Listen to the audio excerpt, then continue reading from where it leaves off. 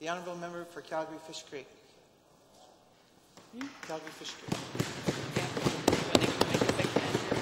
Well, thank you, Madam Speaker, and it's my privilege to stand up and speak on Bill 2, the Responsible Energy Development Act.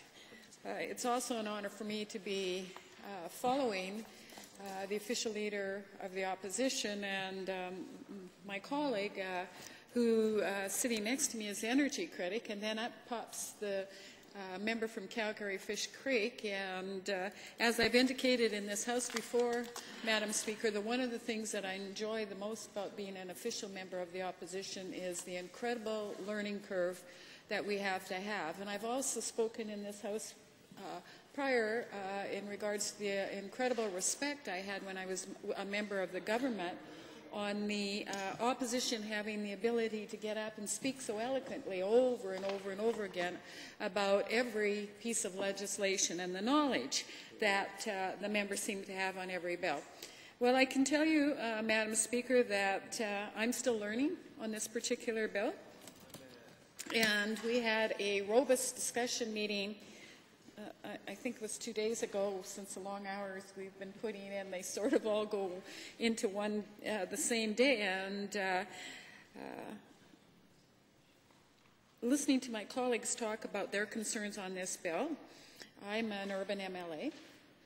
I have a great deal of respect for industry people in my riding, and my riding has a lot of oil and gas people in the riding. I had breakfast actually on Sunday at a brunch I was when we were at a constituency brunch on Sunday with probably two of my biggest supporters, both presidents of oil and gas companies. And I've also mentioned in the House my son, who's in the oil and gas business, a driller, and he's always kept me informed on the oil and gas side, and I was very, very proud that my son was in the movie License to Drill, and very prominently in the movie License to Drill, and that was a very enlightening movie for me to watch over 6 series about all of the things that go on the oil and gas side of the business, all of the costs, all of the money that goes into the oil and gas business. And I guess as a mother, some of the things that they do on the rig that I consider as a mom quite dangerous, and I wasn't quite sure whether I wanted to watch this movie to the very end, especially when I saw my son bringing in a helicopter and he goes sliding across the ice because of the cold, the damp, the wet, and then some of the things that are happening on that particular rig.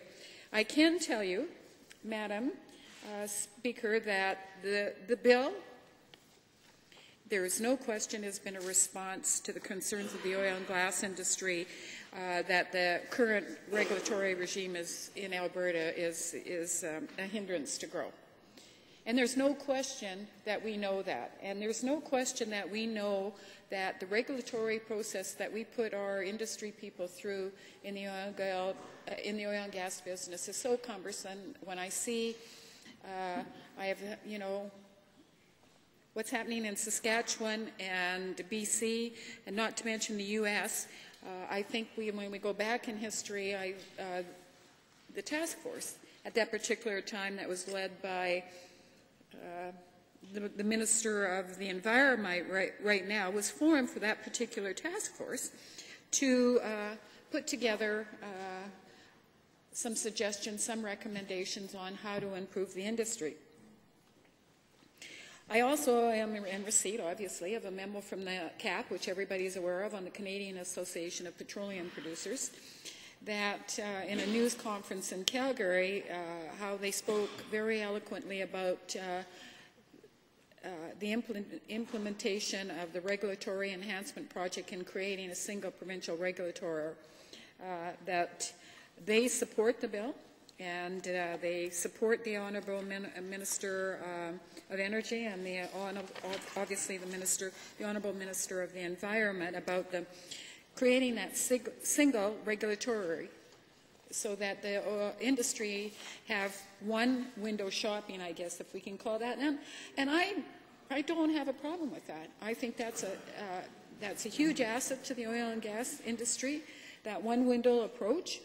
And they talk about the clear policy guidelines to the regulator and simplified regulatory access for all parties and the right level of regulatory review based on the projects. The Responsible Energy Development Act talks about the purpose of the legislation and to create an energy regulatory and talk about the efficiency, the safety and environmentally responsible development of the energy resources, and talks about the single regulatory process. What is interesting, after sitting down and listening to my colleagues, is I look at it from an industry perspective, and all of a sudden I'm listening to my colleagues about the balancing act of a landowner. And that takes me back to when there was a small caucus previously in the last election of 4, and the incredible fight that we were putting on with the government in regards to some of the legislation that was before us, and I think it was 1936 and 50, if I'm right, and how we were talking about landowners' rights. In that particular time, we faced a lot of criticism from the government. And being the urban MLA, I always find it interesting, and it's no different today than it was back there. When I start hearing from people in the rural areas, something is amiss. And that starts putting my radar up, and I'm thinking, okay, there we've got a problem. Because at that particular time, the PCs, the government at that particular time, had a lot of rural members. And when I started talking to some of the people that were calling me, I said, well, you know, I'm not your MLA. He said, yep. Know that, but our MLA isn't listening. And so my little spidey senses start going up, and I'm starting to think, well, we have a problem. And there's no question there was a problem, because we've got Bill 50, and I can't even remember what the name of the bill now that's before us. I think it's Bill 8, that we're going to be dealing with. And so one of the things that I'm concerned about, again, is some of the things that the landowners or the rural owners in this province are starting to send their messages about concern. And I'm thinking, oh my gosh, are we going to have the same problems that we had previously where we're not respecting the rights of a landowner? And I know that, and I've spoken about the industry supports this bill. And I don't think the industry has any intention of not respecting landowners' rights. There's no question. But I think it has to be very clear in the legislation for both parties, and I think it has to be very clear in the legislation for both parties about the respect for both parties. So I have had some interesting conversations with my leader, who I have a great deal of respect for. And I listened very intently to her speech, and it's interesting, as busy as she is, I've been watching over the last 2 days go over the bill, word for word, and line for line, to make sure that when she speaks, she incorporates everything that not only has she heard, but that she has picked up on the bill. And I think that's important. And that's what every member in this Wildrose Caucus is doing as their critic position. Because they're not only speaking for themselves as a critic, but they're also speaking on behalf of the constituents that they're representing. And they're also speaking a lot of times on our behalf, and they're educating us in regards to what they think is important in the bill and what isn't. So the leader and I had a good conversation about balancing the needs of industry and obviously the needs of the land owner. And she assured me that she would make sure that she covered on both halves the concerns that she's heard from the industry and the concerns that she's heard from the landowners. But one of the other things that I found was very interesting when I was listening to the leader is her bringing up her concerns about the Aboriginal issues. And I think that's sometimes what are one of our forgotten people. And I've always had a deep love for the Aboriginal people, and I was blessed when I was the Minister of Children's Services to receive a Blackfoot name, which is probably, there's no question, one of the biggest highs in my political life. And you know, Madam Speaker, we have lots of highs in politics, and I was deeply appreciative. And to go through that process of getting an Aboriginal name, I don't know if you have a name, is deeply honoring. And the tradition of that kind of... What's your name? Oh. As soon as you asked it, I'll get it to you. It's Healing Woman, I know that. The honourable member from Edmonton, Goldbar, asked me my Blackfoot name, and I had it, and as soon as he said it, it went like this. I know it's Healing Woman in English, and I promise I'll get that to him, because I don't want to make a mistake, because, as I said, it's very honourable. But I noticed when the leader was talking, or the member from Highwood, even CAP has recommended that they want to continue to encourage the federal provincial coordination of the regulatory reform initiatives and encourage both levels of government to make progress on clarifying expectations of project proponents regarding Aboriginal consultation. Now that's very key, because as a former minister and a minister that had, and you were a minister also previously, you know the importance of going to FBTs. And you know the importance of attending FBTs, that you bring the issues from the province to the federal territorial meetings. And so I'm looking at what CAP has to say, and there obviously is concerns about some of the Aboriginal consultations in this particular province on the oil and gas and the respect for, I guess I will add, three parties: the industry, the landowners, and obviously our Aboriginal people. I am one of those MLAs, I'm sure as everybody else is here, is know why I'm elected and understand why I'm elected. And I think one of the #1 priorities for all elected people in this legislature is to learn why they have 2 ears and 1 mouth. And I think that was given to us for a reason.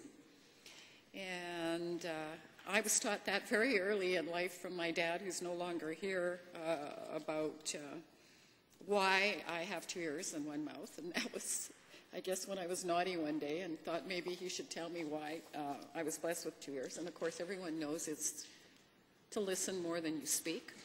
So I am anxious and encouraged to listen,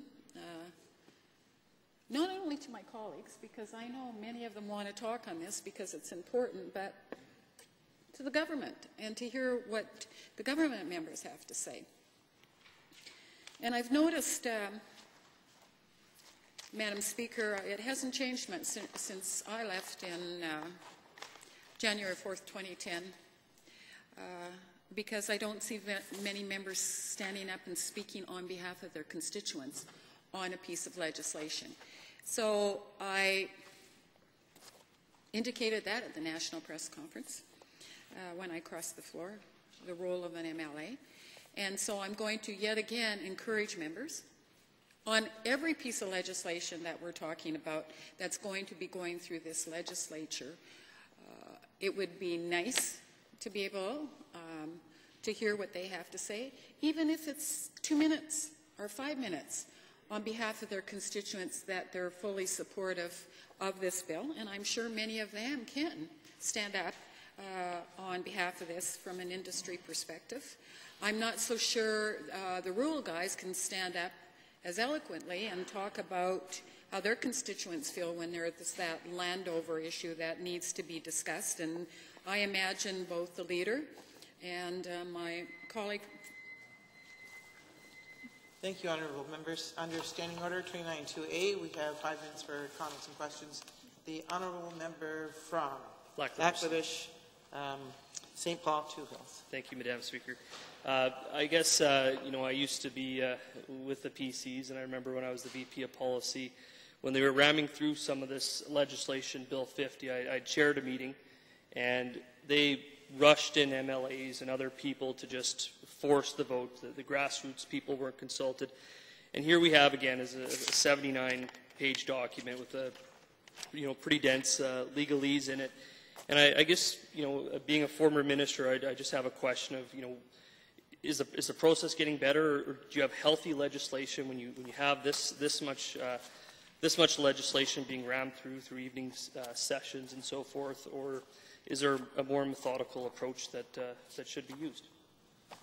Honourable member. Well, that's a very interesting question, and I'm actually pleased to be able to answer that. I think one of the interesting things that I think my new colleagues are learning, and I'm starting to hear that about how quickly bills are tabled in the legislature, how quickly we have to get to second reading, how quickly we have to go to committee, and how quickly we have to go to third reading.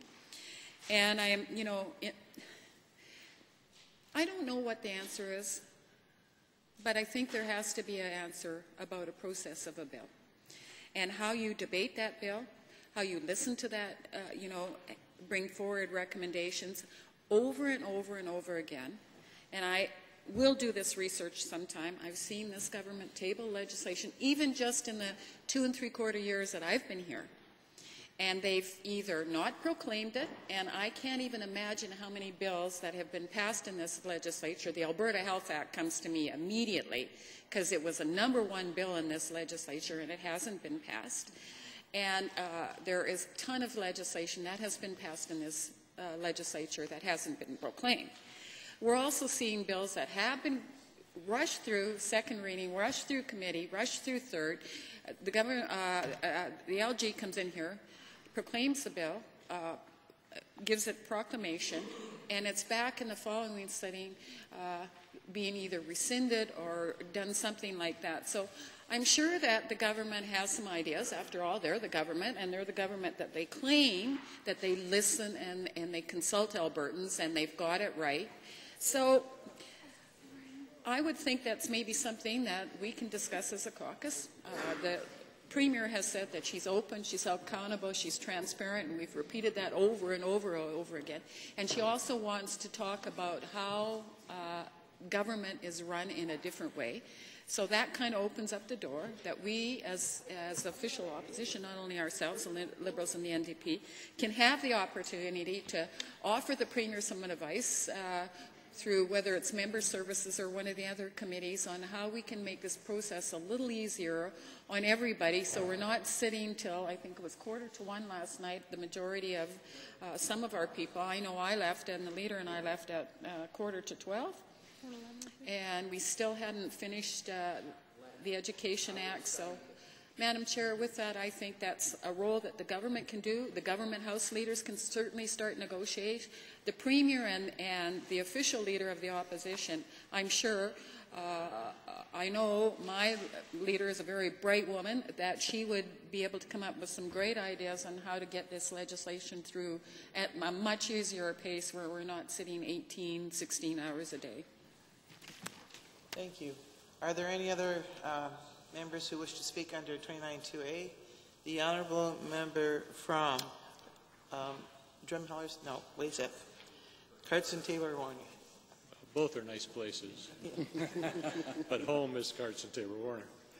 I appreciate the opportunity to rise and to ask the Speaker a question, realizing that she's in almost a kind of a conflict of interest situation in the sense that, as you correctly identified, as I understand it, many of your supporters in an urban riding are oil companies and industry people.